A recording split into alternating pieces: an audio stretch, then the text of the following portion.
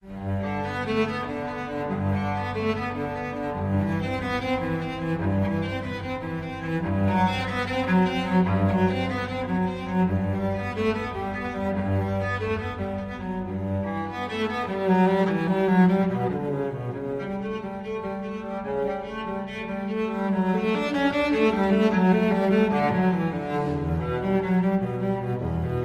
que atacar, volvían a atacar otra vez, atrás otra vez.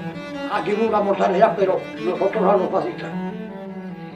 ¿Y sabes quién nos echó de aquí? La artillería. Avisaron a la artillería fascista y dijeron, no es que pasa en esta sierra, hay que arrancar hasta la leña que llega en la tierra, a cañonazos.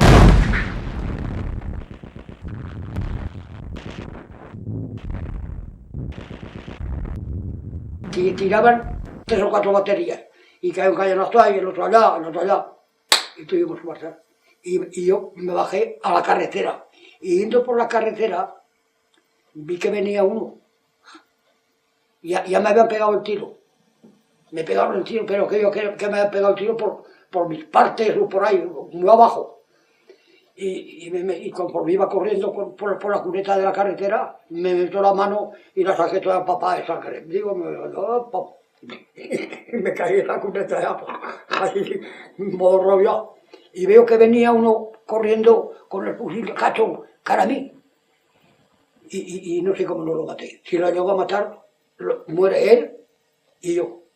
Y antes de llegar, como me veía allí largo, dice, ¿que están heridos? Digo, sí, que me han pegado un tiro. Y dice, pues venga, que hay patas que me vienen pisando los salones. Se me echó al hombro, y pasó peor rato, al hombro con un tiro aquí. ¡Oh!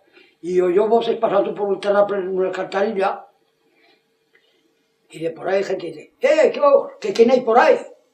Y se asomaron dos y dice, nosotros somos camilleros, como diciendo, estamos para cuando caiga algún herido, cogerlo y llevarlo para atrás, hasta las ventas de Caparrates. Y allí se me echó a la muralla, allí me curaron, pero poca cosa.